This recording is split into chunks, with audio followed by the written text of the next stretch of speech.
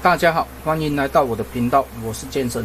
今天是2023年5月25号星期四。今天想要来维修这一台，它是无线充电器，那这边是没有型号。那目前测试起来，充电板是正常的，但是它的翅膀没有办法升起来。经过检修以后，它是这个零件坏掉了，就是它的齿轮。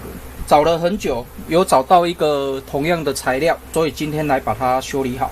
翅膀没有办法升起来，就是它后面这个零组件坏掉，我们直接拆背板这边就可以了，其他的都不用拆。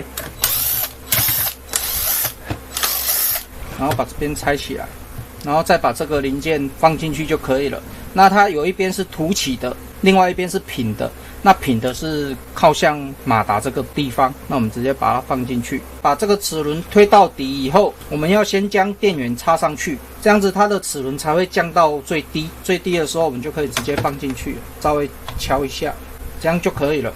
那我们装好以后，可以先把螺丝上去，我们再来做测试。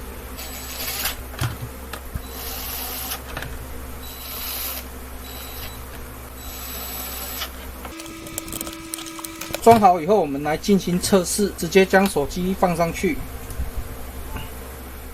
，OK， 然后它翅膀就会升起来，这样子整个仪式感就出来了。我觉得这个无线充电器做得蛮漂亮的，升起来你就知道它有在充电了，这样子，目前是有在充电的。那拿下来，翅膀就收起来了。不过我刚才忘记上油了，所以我们再把它拆开。接下来我们在这边上个润滑油。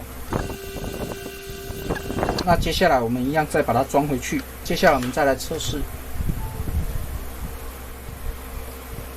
OK， 那这样就可以了。因为我长期都会收这些东西回来，只要有多的，我都会把它做一个出售。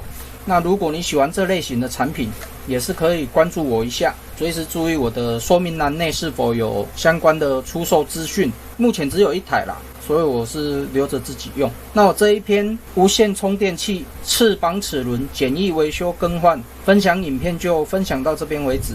那如果你喜欢我的影片的话，敬请订阅和分享，谢谢。